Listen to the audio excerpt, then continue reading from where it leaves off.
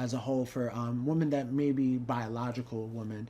And with that, in regards, there's been a lot of controversy around her looking for safe spaces for biological women, and also she's cited that she's not anti-trans or she's homophobic. or homophobic or being anti-LGBTQ. And she says she's not a Nazi. She's not a Nazi. Just thought I'd throw that there too. Yeah, because that's Nazis is a loosey. That's a pretty big that's word. That's a loosey word that's just being thrown out. That's a pretty big right. word to say to someone. Yeah, if I disagree with you, that's like me calling you a racist. Because we have a disagreement.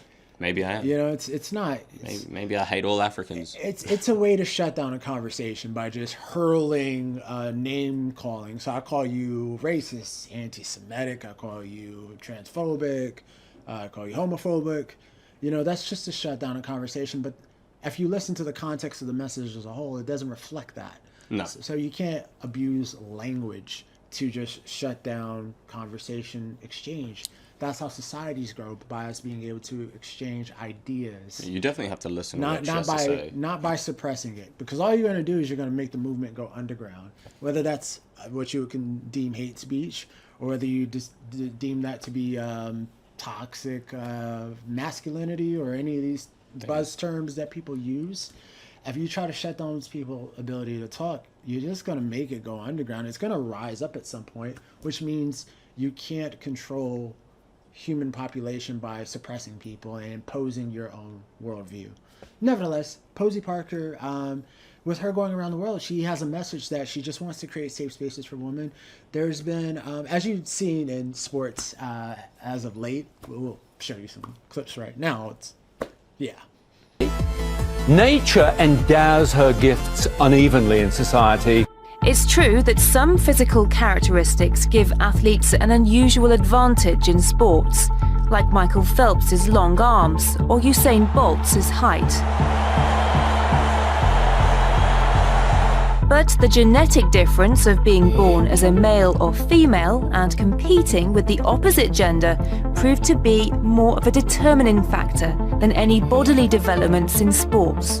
If you go through puberty, you have all the benefits of having a male body. And even if you transition and reduce your testosterone, you're still going to have those benefits. You're going to have the bone structure, the slightly bigger heart, more red blood cells. So therefore, a female athlete competing against a transgender female is always going to be at a disadvantage. Testosterone levels are important because the amount of the hormone defines the eligibility of athletes to compete whenever sporting events are limited to a single sex, following IAAF rulings.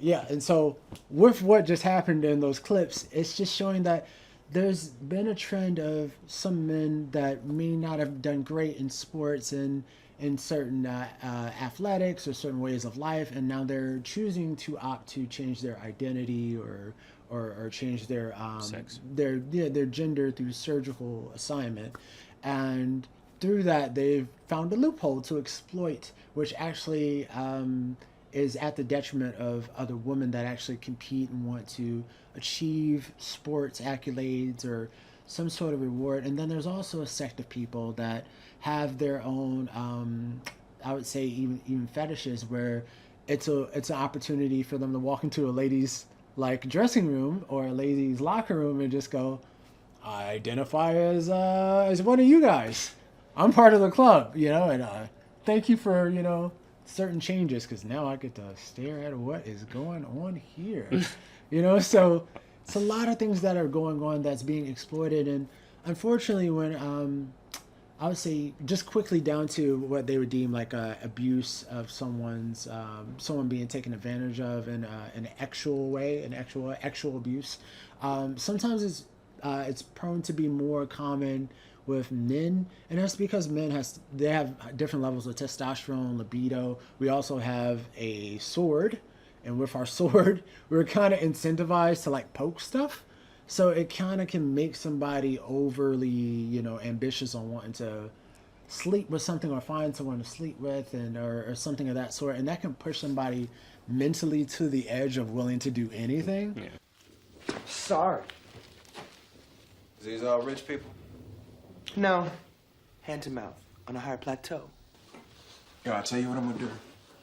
I pick a name, you tell me anything about them. Where they live, secrets, everything. And for a name, you get a piece of my clothes. I was wondering if I could fuck you.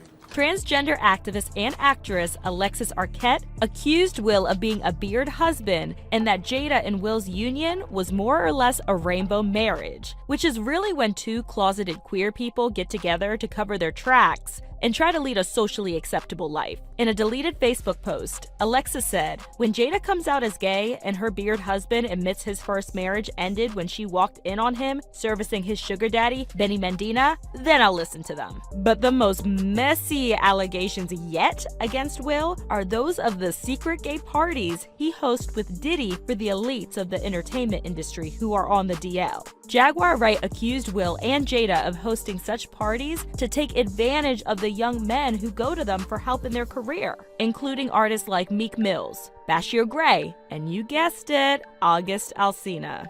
And so essentially she's trying to protect women from being exploited in that type of way, and children also as well, because there's children that can be abused behind that.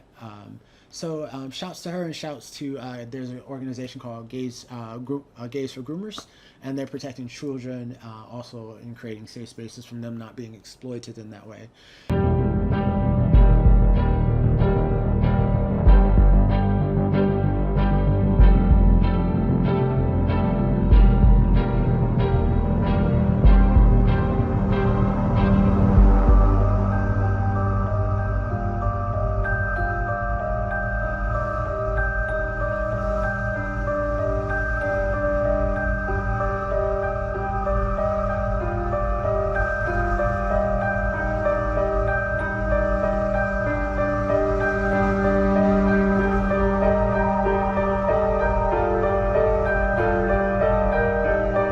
I sense that there's a what you would call it, there's a distance in terms of affection shown between the general and his son. Absolutely. Is it like that at home or no?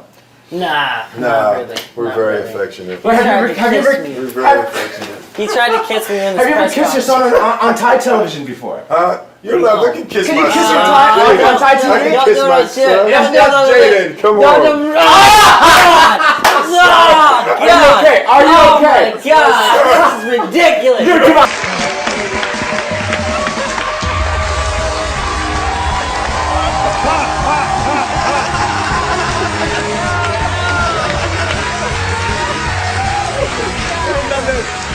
know I love him, Ellen. I love him.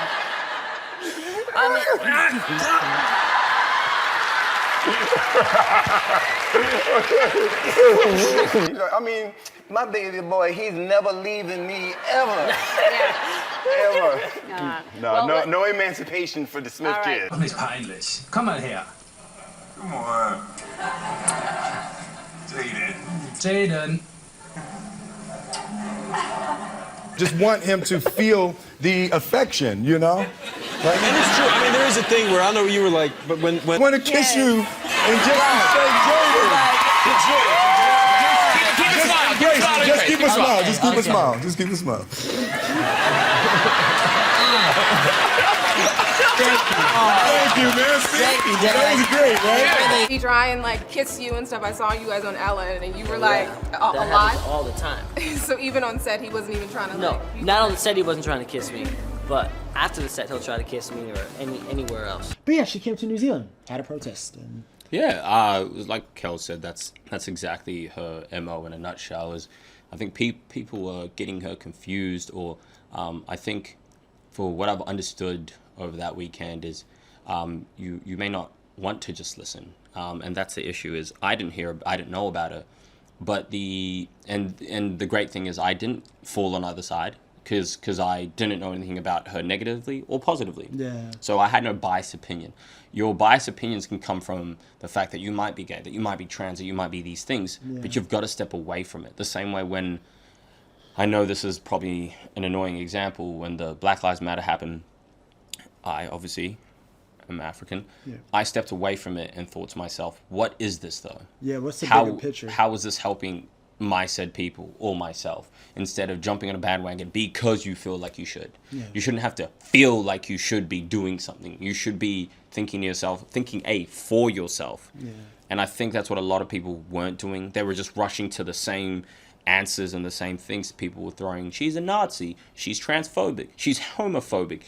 Has she gone to these rallies and simply stated that? She's been on multiple talk shows. She's written multiple times that she does not condone neo-Nazis or their philosophies or their behaviors. Yeah, there's no neo-Nazis running around, and as far as I know in New Zealand, I've came across maybe 2 in a maybe 13-year period, and they weren't looking for transgender people. Yeah, and LGBTQ. There's not a group of them They were a bit shocked to see me because of me being chocolate at the time in New Zealand, but they weren't specifically targeting LGBTQ. And there's no Taliban out there. There's no war you need to prepare for, and that's the danger of fear. Yeah, fear mongering. Fear mongering works. Fear propagating, and so essentially, this is a lot of I hate to say this because I'm originally from the U.S. A lot of this is a lot of U.S. ideology